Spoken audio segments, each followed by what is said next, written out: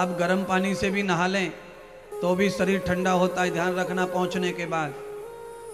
महात्मा इंद्रदेव का जो प्रमाण है वो परफेक्ट वैज्ञानिक होता है। आप गर्म पानी भी पी लेंगे तो प्यास बुझेगी, ये लिख लो।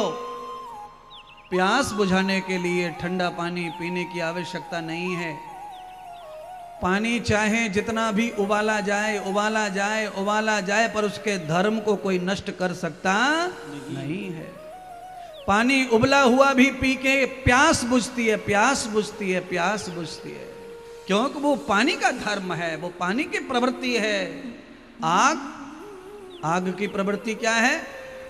आग की प्रवृत्ति है वो रोशनी भी करती है, गर्मी भी करती है और जलाती भी है।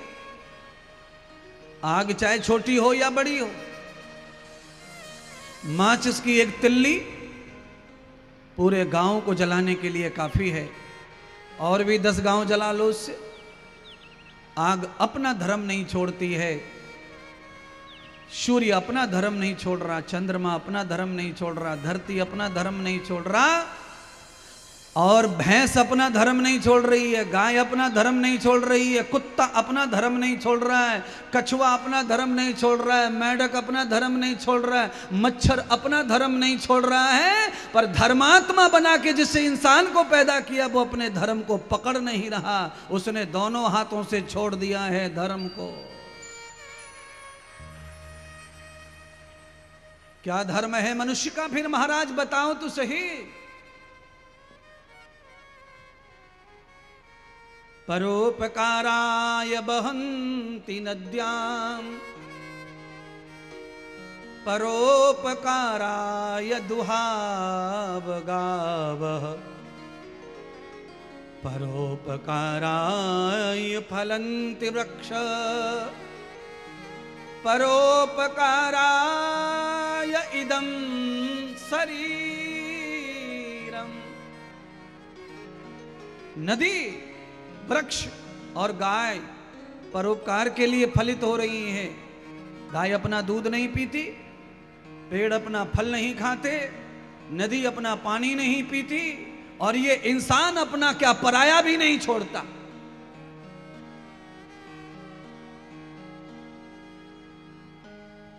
वृक्ष कबहु ना फल बखत, नदी न सींचे नीर।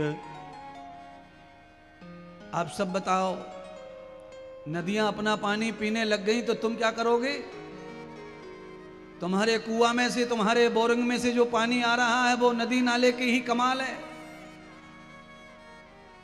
ये नहर बम्बे सब खत्म हो जाए तो पानी नहीं मिलेगा, 10 साल के बाद बोर खोद खोद के मर जाना। इतनी बारिश होती है, उस बारिश का क्या महत्व है।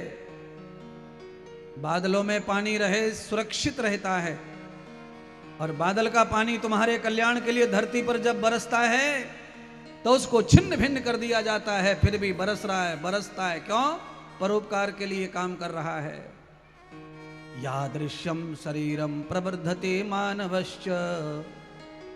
मानव का शरीर नदी की तरह है, वृक्षों की तरह और गाय की तरह है मानव का शरीर, परोपकार के लिए। पर भाई कौन परोपकार कर रहा है? जरा अपने अपने सब गलेवान में झांक कर देख लो और कथा को समझ लो। या दृष्टवाम प्रबद्धते सारत्वयाम। संसार में कहीं कहीं कोई कोई व्यक्ति ऐसा है जो परमार्थ कर रहा है, पुरुषार्थ कर रहा है, सेवार्जन कर रहा है और परोपकार कर रहा है। और परोपकार करने वाले व्यक्ति का क्या नाम है? तो कहा यज्ञम प्रवर्ति, यज्ञम प्रवर्ति। उसका नाम यज्ञ है, उसका नाम यज्ञ है। यज्ञ, जो व्यक्ति परमार्थी है वो यज्ञ है, यज्ञ साक्षात यज्ञ है वो व्यक्ति। यज्ञ का फल उसे मिलेगा वो तो बहुत छोटी बात हो गई, वो पूरा स्वयं ही यज्ञ है महाराज। क्यों? एक यज्ञ में ही वो कमाल होता है जो दुश्मन का भी भला कर सकता है। आप जो घी सामग्री डालते हो अग्नि में, उस अग्नि से निकलने वाली जो सुगंध है उसे दुनिया का कोई माई का लाल रोक नहीं सकता है, रोक नहीं सकता है। जिधर हवा जाएगी उधर सुगंध जाएगी, और उसी रास्ते पे तुम्हारे दुश्मन का भी घर पड़ता हो, वो सुगंध उसके घर में भी जाएगी। इसीलिए तुम यज्ञ बन करके, ब्रह्मा बन करके, नारायण बन करके सृष्टि में आए हो। हर मानव नारायण का रूप है, हर मानव ब्रह्मा का रूप है, हर मानव शिव का रूप है। पर बृहद तत्वम न दर्शनम प्रभाम। परेशानी कहां पैदा हो रही है कि ब्रह्म तत्व तो है पर ब्रह्म तत्व का नाश कर लिया है। लालच में, स्वार्थ में, मतलब में फंस गया है, इसलिए उस ब्रह्म तत्व को दबाकर बैठ गया है और अपना नुकसान कर रहा है। न क्षीणैर क्षीणै न क्षीणैर न क्षीणै क्षीणै न क्षीणै तयार कृतम क्षीणै। भगवान ने जो जो ताकत दी है उसको नित्य क्षीण कर रहा है। खाने में, पीने में, सोने में, आगे बढ़ने में, घर बनाने में, सब जगह अपने तप को नष्ट कर रहा है जो प्रभु ने दिया है, जो परमात्मा ने दिया है। और क्या पा रहा है? भगवान के दिए हुए तप को छोड़ करके क्या पा रहा है? तो कहा पा रहा है ये संसार, नश्वर संसार, ये नश्वर मकान, ये दुकान, इसके लिए अपराध का घड़ा भरा, इसके लिए पाप का घड़ा बढ़ा। कितना चोरी का दिमाग, कितना कपट का दिमाग, कितना छल का दिमाग, किस तरह पैसा आए, किस तरह पैसा आ सकता है, ये योजना। अरे इस योजना से नहीं, परमात्मा ने तुम्हें जिसके लिए भेजा है कम से कम उस सत्संग से समझो, ग्रंथ पढ़ो। तुम्हारे जीवन का तात्पर्य क्या है आने का संसार में? केवल योजना बना करके धन कमाने की योजना में आदमी कपट को भूल जाए, छल को भूल जाए, बुराई को भूल जाए। आप क्या कर रहे थे और आज क्या कर रहे हो ये भूल जाए। कब? जब आपका मतलब सामने आ जाए तब फिर आप क्या रह जाते हो? फिर आप एक कीड़े के बराबर भी नहीं रह जाते हो। आपको इसका कर्म दंड तो भोगना ही पड़ेगा। कौन बचा है जो कर्म का फल नहीं भोग पाया है? न राजा बचा, न ऋषि बचा, न योगी बचा, न भोगी बचा। सबने कर्म का फल भोगा है। इसीलिए इस भूल में मत रहो कि आप कर्म करेंगे तो आपको क्षमा दान मिल जाएगा। ना, अपने अपने कर्म का सबको फल मिलेगा। पर आपके कर्म से जब किसी को तकलीफ हुई नहीं है तो आज वही कर्म तकलीफ देने वाला कैसे बन सकता है? आपके कर्म से जब आनंद पैदा हुआ है तो आज वही कर्म आपके लिए कैसे दुश्मन बन सकता है? पर बन गया। क्यों बन गया? स्वार्थ का जो विष है, आप उसे जहां भी डालोगे वो वहीं जलाएगा, वहीं भस्म करेगा। या दर्शनम कृतास्तभ्ययाः। आइए, भगवान सूत जी कह क्या रहे हैं 88,000 ऋषियों को? सौनक जी ने प्रार्थना की गुरुदेव के चरणों में और कहा अग्रभागे त्वयाम देवश्रुति च ब्रूयताम। हे गुरुदेव, अब ऐसी कृपा कर दो कि जो कथा का आगे का हिस्सा है, भाग है, वो हमें बोलकर सुनाओ। अब कथा सुनाइए। तो भगवान सूत जी ने कहा कि कस्यान कथा विवर्तते। क्या सुनना चाहते हो? कौन सा दृष्टांत पसंद है? तुम कौन सी लीला सुनना चाहते हो? तो सौनक जी ने कहा गुरुदेव, हम ये सुनना चाहते हैं कि ये सुख संसार और दुख संसार, रात्रि का संसार, दिन का संसार, और जन्म का संसार और मरण का संसार, इसकी रचना क्यों की परमात्मा ने? आय हाय, कितना बढ़िया सवाल पूछा है। जिस संसार का सार किसी के पास नहीं है, ऐसा संसार बिना सार वाला परमात्मा ने बनाया। ये क्यों बनाया? क्या आवश्यकता पड़ी इसकी? परमात्मा तो सकल सामर्थ्यवान है। वह तो संसार की बिना रचना किए ही सबका कल्याण कर सकते थे, सबको दंडित कर सकते थे।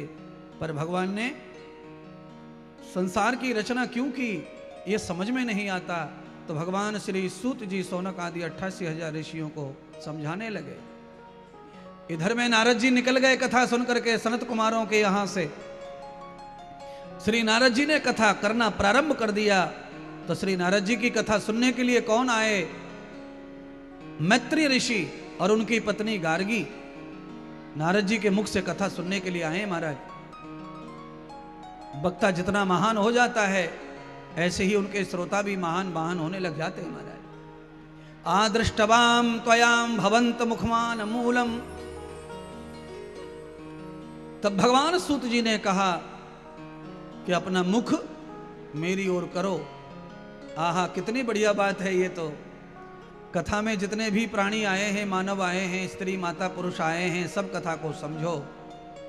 कथा जब चल रही हो तो कथा सुनने वालों का मुख केवल व्यास जी की ओर होना चाहिए, इधर उधर नहीं होना चाहिए। क्या होगा महाराज इधर उधर करने से? आप जब गाड़ी चलाते हैं कार बार, तब कभी आप अपना मुंह इधर उधर करके देख लेना, पता चल जाएगा क्या होता है। मैं क्यों बताऊं? गाड़ी चलाते समय जब मुंह आपका इधर उधर हो जाएगा तो उधर कुछ और हो जाएगा। इसीलिए या दृष्टा न भवते सर्वम। सबसे ज्यादा कथा आंखों से समझ में आती है, ये ध्यान रखना।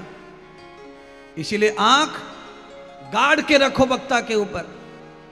आंखें ठहर जाएंगी वक्ता के ऊपर तो कान अपने आप रुक जाएंगे, वो कहीं नहीं जाते। आंखों के माध्यम से कान भागते हैं, हाथ भागते हैं, पैर भागते हैं। इसीलिए ज्ञानी कहते हैं कि नेत्र बंद करो तब भजन करो, आंखें बंद करो तब भजन करो, कान बंद करो तब भजन करो, मुंह बंद करो तब भजन करो। ऐसा कौन कौन करते हैं भजन करते समय? पाद्यम पाद्यम प्रपाद्य पिंडम हस्तम द्वये वक्षपिंडम नेत्रम मुखम सर्वं कृतानां नासिकां वर्धितो कर्णया। कमाल की शक्ति है। आ जाइए, मेरी बातों को समझाने के लिए मेरे पास उदाहरण होते हैं, उन उदाहरणों को भी सुनते चलिए। सुनिए क्या उदाहरण है। आदरणीय रामवीर जी, उदाहरण सुनिए। कछुआ अगर चल रहा हो तो उसके अंग बाहर आ जाते हैं, और अंग बाहर आने पर उस पर अगर गाड़ी चढ़ गई तो वो मर जाता है। और जब उसने अपने अंगों को अंदर कर लिया तो फिर उसके ऊपर 16 चक्का ट्रक भी चढ़ जाए तब भी कछुए का कुछ नहीं बिगड़ता। वही इंद्रदेव तुम्हें बता रहा है कि जब आप अपनी इंद्रियों को, पैरों को, हाथों को, आंखों को जब अंदर कर लोगे तो दुनिया की कोई भी पागल शक्ति तुम्हें ढस नहीं सकती, बसा नहीं सकती, तुच्छ नहीं कर सकती, मिटा नहीं सकती। पर जब तुम्हारी आंखें इधर मटक रही हैं, हाथ इधर मटक रहे हैं, कान इधर लगे पड़े, पैर इधर दारू के ठेके पे जा रहे हैं, हाथ इधर जुआ खेलने जा रहे हैं, आंख सैन मटक्का कर रहे हैं, कान दरवाजे पे छुपक के सुन रहे हैं, तो आग लगेगी जीवन में तुम्हारे। आग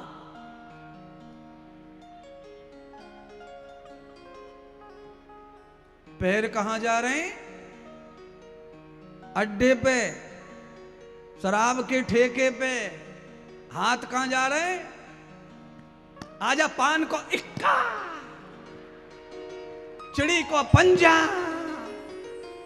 आजा। तेरी बेगम को मुंह कुचल दियो तो बता दिए मेरे पास में पूरा धरो गुल्ला।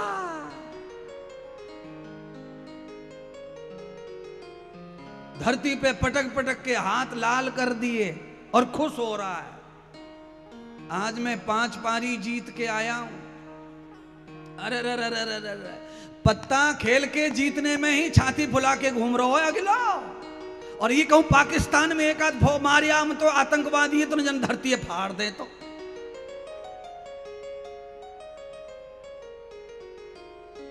बीच बीच में थोड़ी में यहां की भाषा का भी प्रयोग करता रहूंगा।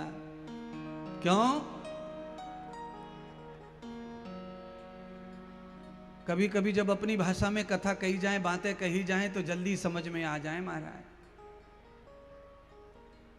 बाकी तो फिर संस्कृत की पौछार तो करीता रहूंगा, बरसात होती रहेगी, चिंता न करते रहो।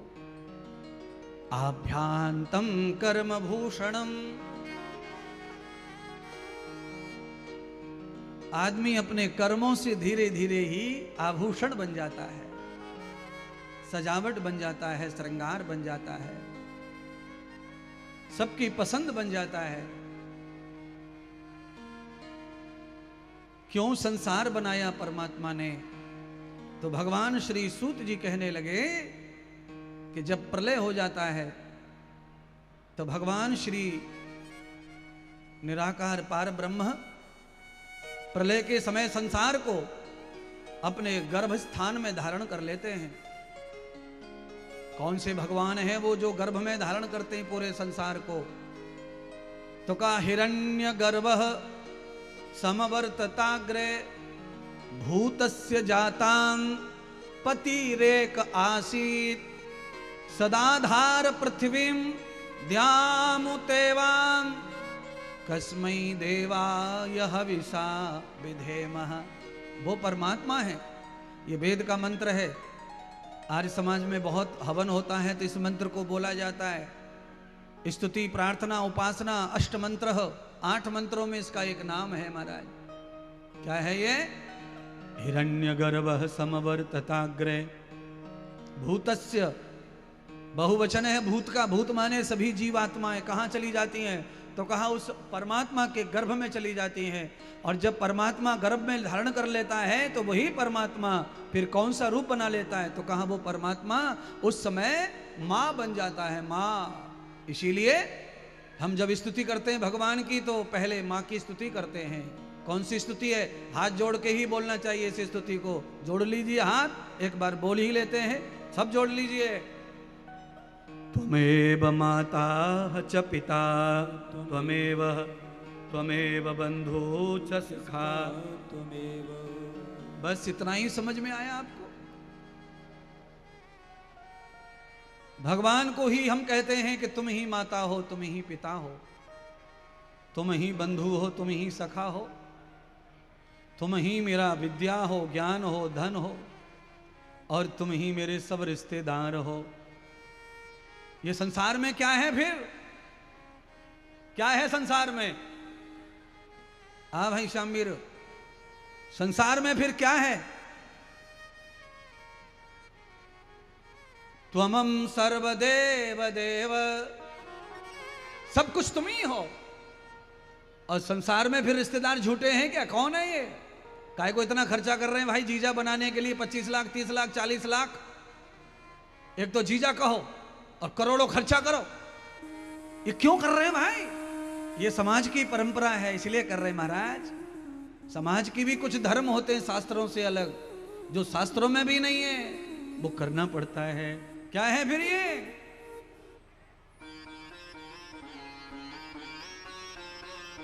हाँ, पीछे वालों, पीछे वालों, सबसे पीछे वालों, आवाज आ रही है?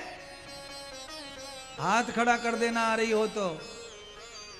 चित्र दिख रहे हैं कि चित्र दिख रहे हैं कि नहीं दिख रहे? दिख रहे हैं।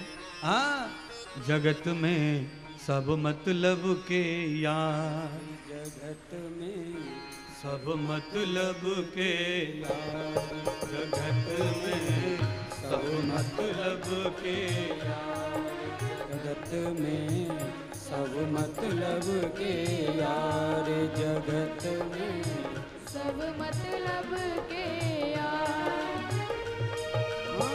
जिसके पास रहे धन दौलत, जिसके पास रहे धन दौलत, उसके मित्र हजार, जगत में सब मतलब के यार, जगत में सब मतलब के यार, जगत में सब मतलब के यार, जगत में सब मतलब के यार।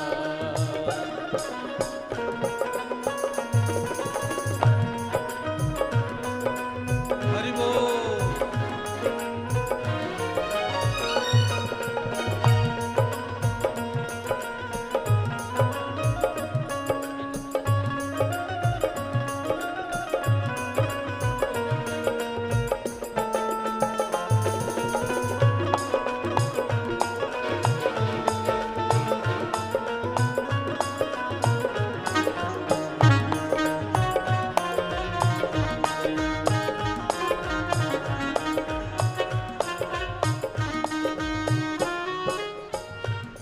किसी का नहीं जगत में, यह वेदों का सार रे भैया, यह वेदों का सार रे भैया, यह वेदों का सार।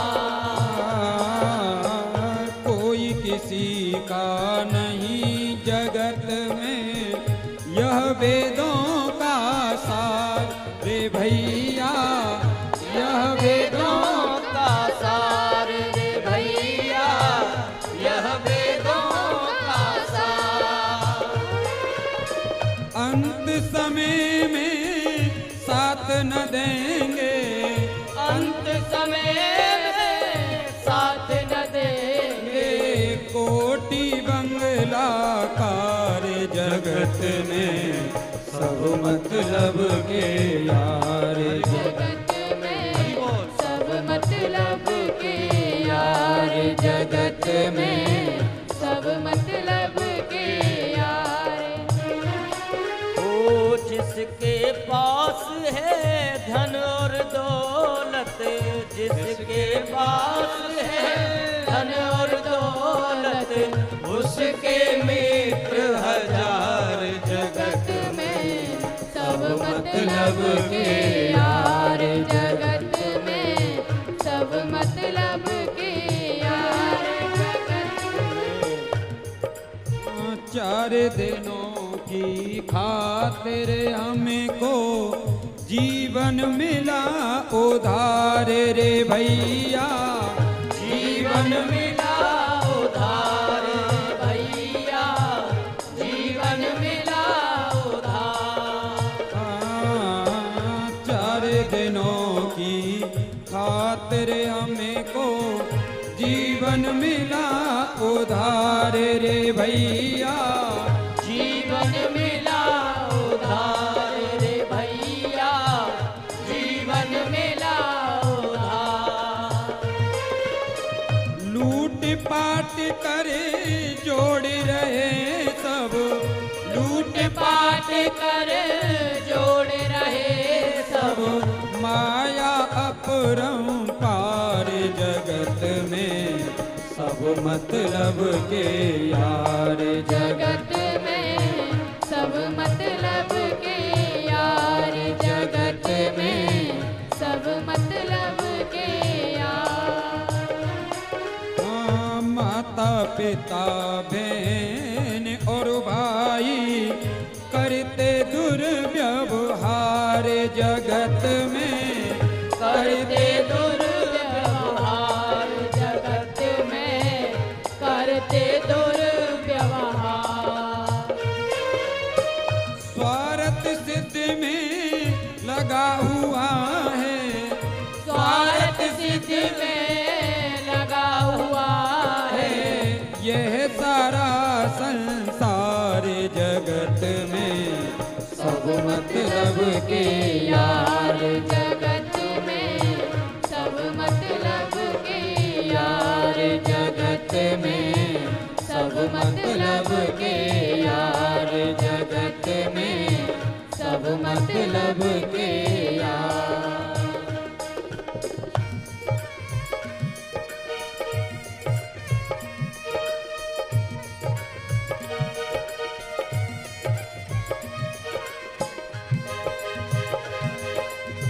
बोलिए श्री बांके बिहारी लाल की जय हो।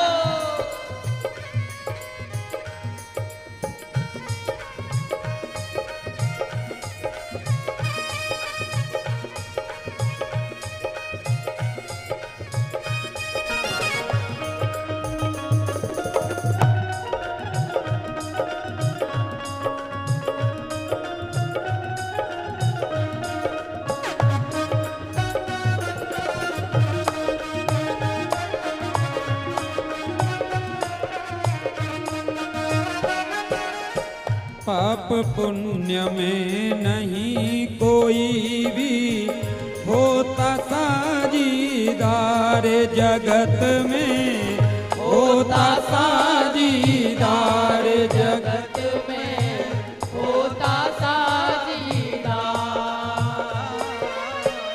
अंत समय में रूठ न जाए, अंत समय में रूठ न जाए, अपना पालन हार जगत में सब मतलब के यार, जगत में सब मतलब के यार, जगत में सब मतलब के यार, जगत में सब मतलब के यार, जगत में सब मतलब के यार, जगत में सब मतलब के यार, जगत में सब मतलब के यार, जगत में सब मतलब के यार, जगत में सब मतलब के यार।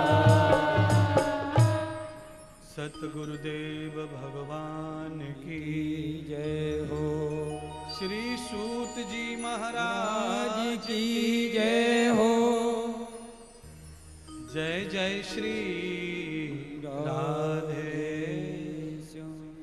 सौनक जी ने कहा, हे गुरुदेव, आप कृपा करके हमारा निःसंत शंका का समाधान करें। संसार की रचना की भगवान को आवश्यकता क्यों पड़ी? क्या कारण है?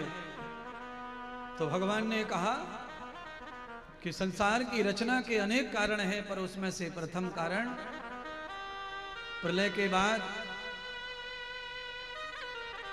गर्भ में धारण किया संसार जब तेज से ओज से भर जाता है, तो सबके कर्म फल की व्यवस्था को पूर्ण करने के लिए परमात्मा संसार को अपने कमल नाभि से ब्रह्मा के द्वारा प्रकट करते हैं। आदि शक्ति पार ब्रह्म परमात्मा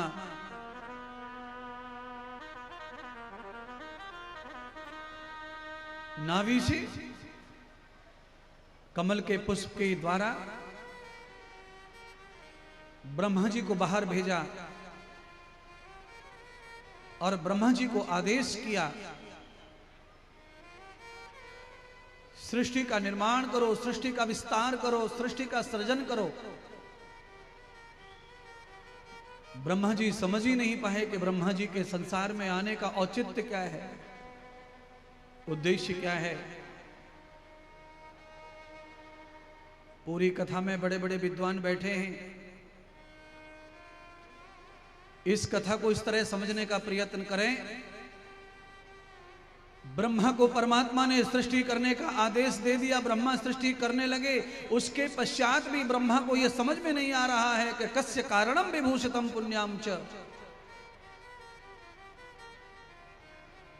कस्य क्रियाम प्रवर्तते युक्तानाम मह्यम। ब्रह्मा जी गैर होश हो गए। ब्रह्मा जी को समझ में नहीं आ रहा है, संसार में चारों तरफ पानी है, न कोई पेड़ है, न पौधा है, न कोई जीव है, न जंतु है। ब्रह्मा बड़े परेशान है महाराज। बार बार आवाज आ रही है, ब्रह्मा सृष्टि करो, हे ब्रह्मा सृष्टि करो। ब्रह्मा सृष्टि करने के लिए जब तत्पर होते हैं तो ब्रह्मा जी स्वयं डूबने लगते हैं सृष्टि में। माताओं, बहनों, बंधुओं, ब्रह्मा जी स्वयं डूब रहे हैं सृष्टि करते समय, तो तुम्हारा क्या होगा यह बताना चाहता हूं। तुम्हारे गर्भ से अच्छी संतान अगर पैदा नहीं हो रही है इस युग में, तो क्यों नहीं हो रही है, यह कथा सुनते चलो और समझते चलो।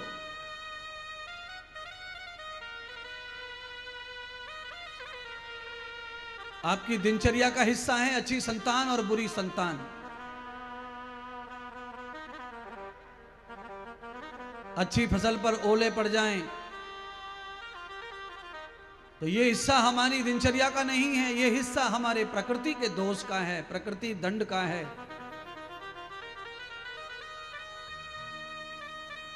पर हमारी फसल अच्छी उग नहीं रही है, वो हिस्सा हमारी प्रक्रिया का है, हमारे कर्म का है, हमारी दिनचर्या का है। श्री सूत जी ने कहा, शौनक जी से कि ब्रह्मा चारों ओर देखने लगे, ब्रह्मा को कोई दिखता नहीं, और ब्रह्मा जो कुछ भी पैदा कर रहे थे वो सब पानी में बुड़ुक होते जा रहा था, डूबते जा रहा था। ब्रह्मा की सृष्टि में कोई भी ऐसी वस्तु, पदार्थ, द्रव्य, शरीर नहीं था जिसका पालन हो पा रहा था। ब्रह्मा पैदा कर रहे थे, जो कुछ भी पैदा कर रहे थे वो सब नष्ट हो रहा था। कारण यह है, कान खोल के सुन लो इस कारण को। कारण यह है कि आप दुनिया में आकर के कितने भी अहंकार और ज्ञान के साथ आप दुनिया में कुछ भी पैदा करते हो अपने मनोबल, मनोरथ से, अपनी बुद्धि और ज्ञान से, वो डूबेगा संसार में, वो नहीं रहेगा। अगर उसे बचाना चाहते हो तो संसार का निर्माण करते समय परमात्मा का ध्यान करो। परमात्मा का वो जब तक तुम्हारे साथ नहीं है तब तक ब्रह्मा की सृष्टि नहीं बची है तो तुम्हारी भी सृष्टि नहीं बचेगी।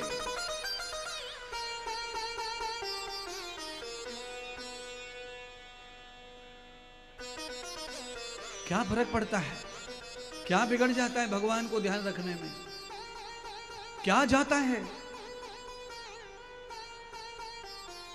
खेती करो, किसानी करो, नौकरी करो, चाकरी करो, चौकीदारी करो, कलेक्टरी करो, नेता बनो, राष्ट्रपति बनो, साधु बनो, महान साधु बनो, कोई फर्क नहीं पड़ता। तुम्हारा भजन कहीं आड़े नहीं आएगा, रुकावट नहीं डालेगा।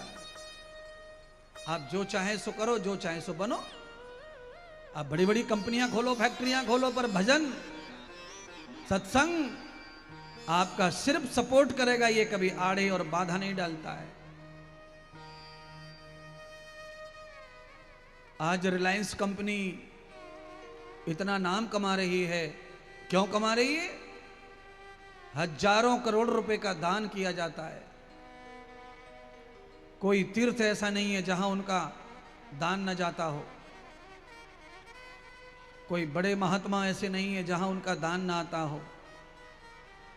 राम मंदिर हो, चाहे कोई हॉस्पिटल हो, चाहे युद्ध हो, और चाहे कोरोना जैसी महामारी हो, सब जगह उनका हिस्सा होता है। शायद हो सकता है वो टीवी पर न बैठ के सुन रहे हो तो भी मैं पीछे से प्रशंसा तो कर रहा हूं। क्यों? प्रशंसा हमेशा आदमी के कर्म की होती है, आदमी की प्रशंसा कभी हो सकती नहीं है। क्यों नहीं होती महाराज? मानव की पूजा कौन करे, मानव की पूजा कौन करे, मानवता पूजी जाती है। फूलों की गिनती है अगणित, फूलों की गिनती है अगणित, पर खुशबू ढूंढी जाती है। अच्छा बोलो, आप ही बताओ, सब लोगों का जवाब चाहूंगा। बबूल पे फूल आते हैं कि नहीं? आते हैं महाराज। अच्छा बोलो, बेरिया पे फूल आते हैं कि नहीं? आते हैं महाराज। अच्छा बोलो, नीम पे फूल आवे कि ना आवे? आवे महाराज। अच्छा बोलो, जामुन पे फूल आवे कि ना आवे? आवे महाराज। आम के पेड़ पे फूल आवे कि ना आवे? आवे महाराज। पर ये फूल क्यों ना चढ़ाए जामे भगवान पे? फूलों की गिनती है अगणित, पर खुशबू पूजी जाती है। मानव की पूजा कौन करे, मानवता पूजी जाती है। ये टेसुओं का कोई पूजा नहीं करने वाला है। इन टेसुओं में कोई चमत्कार होगा तो पूजा होगी महाराज। पापा ने इतना खेत खरीद दिया, इतना मकान बना दिया, गांव से मथुरा ले गया, मथुरा में 10 प्लॉट खरीद दिए। उसके बाद भी पिताजी के पैर पूजने को, झुकने को कमर में दर्द है रो छोरन के। क्यों? पापा के अंदर खेत खरीदने की ताकत तो है, पर मानवता की कमी है। पापा जब शाम को घर पे आवे तो पी के आ जावे, पी के। अब बताओ, बच्चों के लिए तो पापा है, पर दारू पी के आवे तब। इसीलिए सारे पिता महाराज जो है, पिता महाराज, इसीलिए पिताओं का सम्मान धीरे धीरे खत्म हो रहा है। सारे पिताओं का नुकसान हो रहा है। कुछ पिता गलती करते हैं, बाकी पिताओं का साथ में वैसे ही पेशाब हो रहा है, वैसे ही नुकसान हो रहा है। ऐसे ही माताओं का हाल है। आपका शरीर चाहे जितना काला हो, गट्टा हो, ठेंगना हो, कुरूप हो, पर आपके पास में गुणवत्ता होनी चाहिए, कला होनी चाहिए। आपके पास में कला है, गुणवत्ता है, तो आपके स्वरूप को कोई नहीं देखता है, आपकी कला के पुजारी हैं सब। इसका मतलब फिर सुंदर होना बेकारी बात है क्या? ना, सुंदरता की अपनी महिमा है, कला की अपनी महिमा है। सौंदर्य और कला, आचरण और मानवता एक ही व्यक्ति में जब समा जाती है तो वो इस युग का भगवान होता है, वो इस युग का देवता होता है, सारी कलाओं से संपन्न है। शरीर गुण अच्छा है, विचार गुण अच्छा है, समाज गुण अच्छा है, परमात्मा का पूरा हाथ है उसके जीवन में, उसके भविष्य पर, भूत पर, वर्तमान पर। वैसा ही आपका स्वरूप हो जाए, इस भावना से कथा मैं कह रहा हूं। आप में भी वही लक्षण आ जाएं कि आप जहां खड़े हो जाए वहीं दुनिया रुक जाए। आप जहां खड़े हो जाए वहीं आपके साथ में लोग जो है वंदन प्रणाम करने वाले खड़े हो जाएं, आपको देखें, आपको देख करके कहें ये वो है, ये हैं, ये वो हैं। कैसे होगा? सब संभव है, संसार में सब संभव है, तो ये भी संभव है कि आप ऐश्वर्यशाली बन सकते हैं, आप भगवतशाली बन सकते हैं। सदगुरु सूत जी कहते हैं सौनक जी से, ब्रह्मा जी की सृष्टि जब फेल हो गई, ब्रह्मा जी की सृष्टि बार बार जब डूब रही थी, पतन हो रहा था, तब ब्रह्मा जी ने क्या किया? ब्रह्मा जी को कोई मार्ग ही नहीं मिला, थक गए ब्रह्मा जी। ये कथा मैं उनको भी सुना रहा हूं जिनको बार बार गर्भपात हो जाता है, जिन माताओं का गर्भ गिर जाता है 2.5 महीने का, 4 महीने का, 3 महीने का, उन माताओं को भी मैं कह रहा हूं कि आप दवा, डॉक्टर सब करने की जरूरत नहीं है आपको। उस अवस्था में क्या जरूरत है? उस अवस्था में आपको जरूरत है कि आप और आपके पति दोनों अच्छा भोजन करो और थोड़े दिन संयम करो। आप कल्पना कर लेना, मेरी हर एक बात लॉजिक और विज्ञान से भरी हुई है। आप अपने खेत में बगीचा लगाना चाहते हैं, आप अगर छोटी छोटी नर्सरी लेके आते हैं तो नर्सरी का पौधा खेत में लगा करके ज्यादा जलने का, बुझने का, मरने का डर रहता है। अगर वही पौधा जब आप 1 फुट का लाते हैं तो उसके जलने का, बुझने का, नष्ट होने का डर कम हो जाता है। 2 फुट का लाते हैं नर्सरी से तो उसका फिर स्थापित होने का पूरा विश्वास हो जाता है। अर्थात महात्मा कहना क्या चाहते हैं? महात्मा ये कहना चाहते हैं कि बार बार गर्भपात हो रहा है तो इसका मतलब है कि नर्सरी छोटी रह गई, नर्सरी को थोड़ा बड़ा करो, और बड़ा करने के लिए संयम करो, सदाचार करो, और थोड़ा भोजन अच्छा करो, और थोड़ा तप करो, थोड़ा भगवान का भजन करो, और थोड़ा इंतजार करो। जब नर्सरी बड़ी हो जाए तब स्थापना करोगे तो बच्चा पूरा होगा, 100 साल का होगा, और कोई भी कीड़ा मकोड़ा, कोई हवा आंधी उसे नष्ट नहीं कर पाएगी। ये बातें चलते चलते महात्मा आपको बता रहे हैं विज्ञान की। जिनको भी गर्भपात होता है वो थोड़ा अच्छा भोजन करें, अच्छे विचार, अच्छे लोगों में बैठें,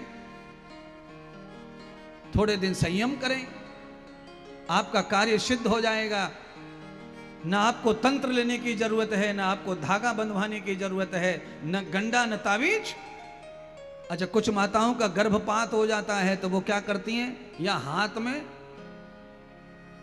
में एक बक्सा सो बंधवा लें, यहाँ पे पेटी सी बनवा लें सुनहार के पास जा करके, और उसमें पेटी सी में कागज फागज से भर दे कोई ज्ञानी आदमी। तो मैं आपको बताना चाहता हूं, सारी दुनिया के धागे लपेट लो, हाथ में, पैर में, कमर में, कुछ नहीं होगा। जब तक परमात्मा तुम्हारे साथ नहीं जुड़ेगा तब तक ये गठमल्ला कुछ करने वाले नहीं है महाराज, कुछ नहीं होगा। आप ही बताओ, आप सब लोग बताना, सभी जानते हैं। आप अपने घर में पशु पालते हैं तो पशुओं के कौन सी भैंस के, कौन सी गाय के गठमल्ला डालें? जो गठमल्ला डालें वो आप पहले से जानते हैं कि ये गाय और ये भैंस बड़ी अखरवटे, बड़ी बदमाश करे, बड़ी भागे दौड़े, इसीलिए उसके गले में डाल देते महाराज।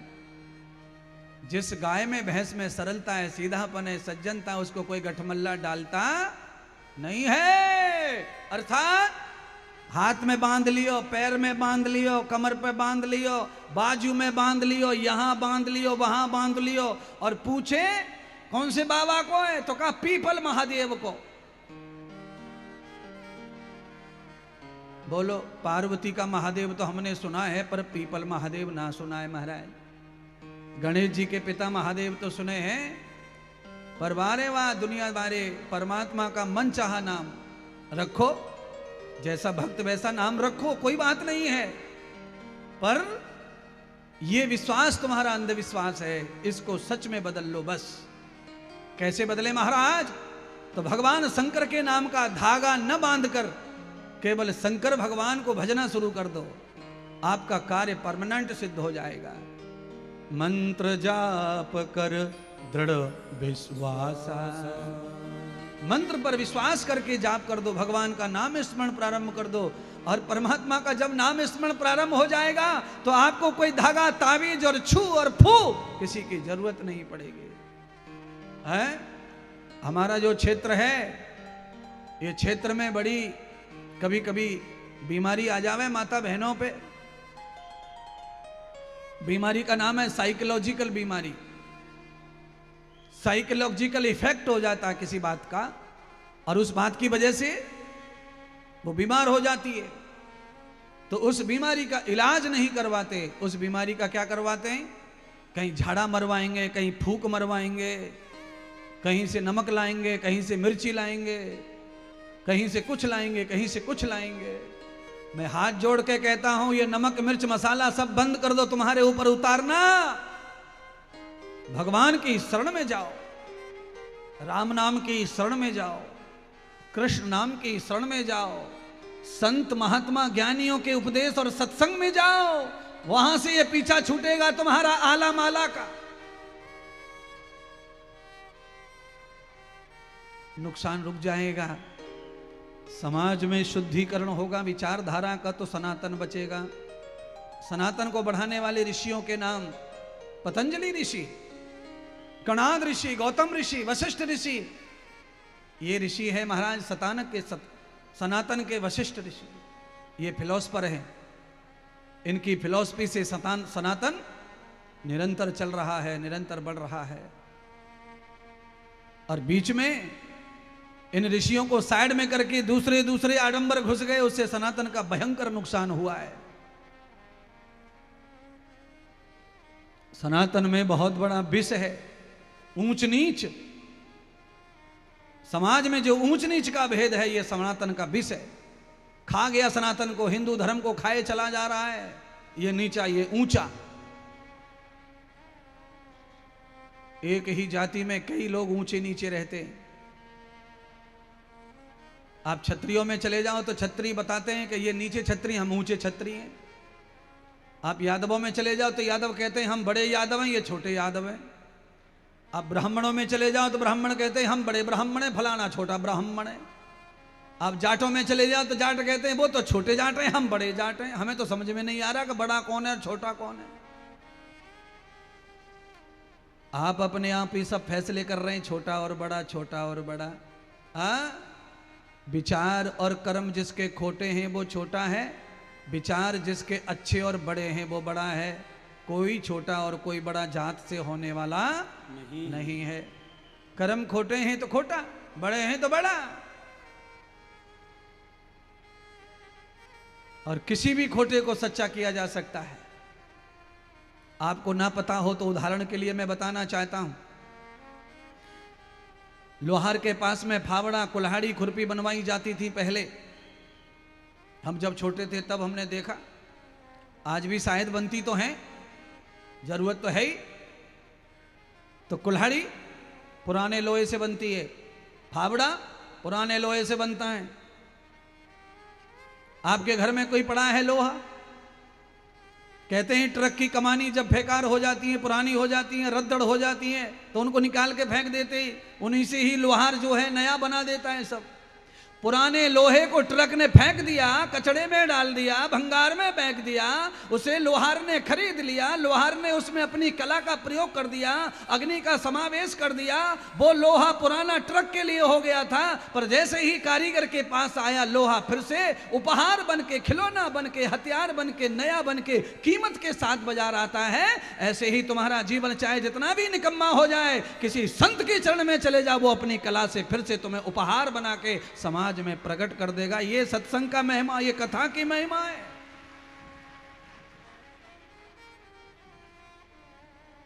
समाज में कोई गिर गया, कोई पतन हो गया, उसको पतन हो गया, उसको बढ़ने का चांस नहीं दोगे तो पतन ही होगा।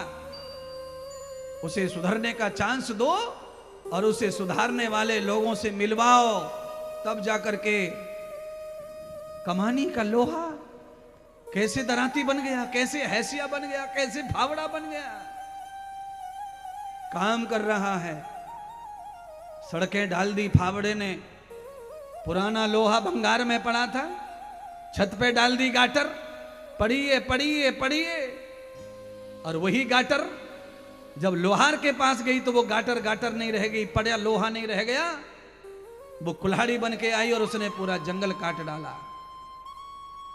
किसी अच्छे महात्मा के हाथ लग जाओगे, किसी अच्छे सत्संग में पहुंच जाओगे तो तुम कब इंसान से देवता बन जाओगे कोई समझ नहीं पाएगा, कब महान हो जाओगे, कब तुम्हारी कीमत अनमोल हो जाएगी। आज तुम्हारी कीमत क्या है तुम ही जानो। आदमी 100 रुपए में बिक रहा है, 50 रुपए में बिक रहा है, 500 में बिक रहा है, लाख में बिक रहा है। अब मैं कीमत क्या लगाऊं तुम्हारी, जब 50 में, 100 में, 200 में, 500 में बिकने वाले लोग हैं संसार में, तो क्या कीमत बताऊं। जिंदगी की कीमत कैसे कह सकते हैं, मानव की कीमत कैसे कह सकते हैं। ब्रह्मा जी बार बार सृष्टि करते, बार बार सृष्टि प्रलय हो जाती, डूब जाती। अंत तो गत्वा ब्रह्मा जी जब थक गए तो ब्रह्मा जी ने अपने शरीर को इकट्ठा करके पिंड बनाकर नेत्र इंद्रियां सब अंतर्मुखी कर ली। अचानक अंदर से आवाज आई, हे ब्रह्मा तप करो, तप करो, तप करो। बंधुओं, जिसके भी घर में नुकसान आ जाए, जिसके भी घर में पतन आ जाए, चलता हुआ व्यापार रुक जाए, चलता हुआ खेती रुक जाए, चलती हुई उन्नति रुक जाए, अच्छे भले बच्चे बिगड़ जाएं, बहू बिगड़ जाए, ऐसे सब लोगों को चाहिए कि घर में बकवास न करके ध्यान करो, भजन करो, ध्यान करो, भजन करो, ध्यान करो, भजन करो। चाचा को, मामा को, भूआ को, फूफा को बुलाकर कितनी भी पंचायत कर लेना, पर ये बड़ी बहू बिगड़ी है वो सुधरने वाली नहीं है। छोटा बेटा बिगड़ा है वो सुधरेगा नहीं। बार बार फूफा समझा गए, बार बार मामा समझा गए, 50 बार पंचायत हो गई घर में, पर बात नहीं बनी। 4 दिन बनी फिर बिगड़ गई, 4 दिन बनी फिर बिगड़ गई। अरे बात तब ही घर की बनेगी जब घर के सब लोग जन्म देने वाले को याद करेंगे। हे परमात्मा, ये तो सब पंचायत करने जो आए ये सब मतलबी हैं, जो ज्यादा मीठी पिलाएगा चाय उसके ही गाएंगे, ये कभी न्याय नहीं करते। फूफा बड़े बेटा की तरफ है और जीजा छोटे की तरफ है, कर लो पंचायत, कैसे होगी पंचायत।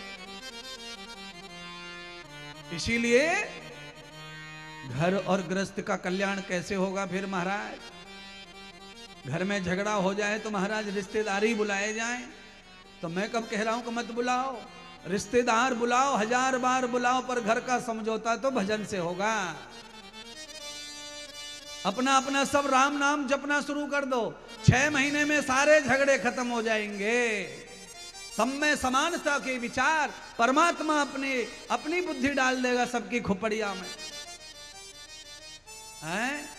लहसुन का तड़का मार के सब्जी खाओ, प्याज का छन तड़का मार के खाओ सब्जी। अरे या भयंकर मई के महीना में प्याज और लहसुन को तड़का खाएंगे तो बुद्धि काय को ठिकाने पे रहेगी महाराज। आग बरस रही है ऊपर से और आलू के साग में लहसुन ठूस दियो, ऊपर से आग, अंदर आग, लहसुन की आग, तो कैसी आग बुझेगी बताओ। इसीलिए कम से कम मौसम के साथ में भोजन करो, मौसम के साथ में भोजन में बदलाव लाओ। महाराज आप ही बताओ, आपको ही तो बुलाया है, इतना खर्चा करके खाना पीना सिखा के जाओ महाराज। जनवरी का महीना हो, कड़कती ठंडी हो, तो 2 पोती डाल दो लहसुन की सब्जी में, फायदा हो जाएगा शरीर को। जून को महीना हो, मई को महीना हो, आग बरस रही हो, लू चल रही हो, पुदीना की चटनी हरी मिर्च पे सिल पे पीट के रोटी से खाओ, ठंड ना आएगी, गर्मी ना सताएगी, डायरिया ना सताएगा, गर्मी ना सताएगी, खेत में दिन भर काम करो, धूप ना सताएगी। पुदीना में इतनी ताकत है, पर पुदीना कौन खा रहा है? लहसुन ठूस रहे हैं, लहसुन। अच्छा बताओ, आज तक आपने लहसुन के ऊपर कोई गीत भजन सुनो, कोई गानों सुनो आज तक? पुराने जमाने में रामलीला हो में, जब हम छोटे तब हमने रामलीला में सुने हो ये गीत, पुदीना हरा दे जा ओ डलिया, बस इतना ही बहुत है। पर आज तक आपने कोई गीत सुनो कि लहसुन सफेद दे जा, कालो दे जा, पीलो दे जा, प्याज दे जा, अंडा दे जा।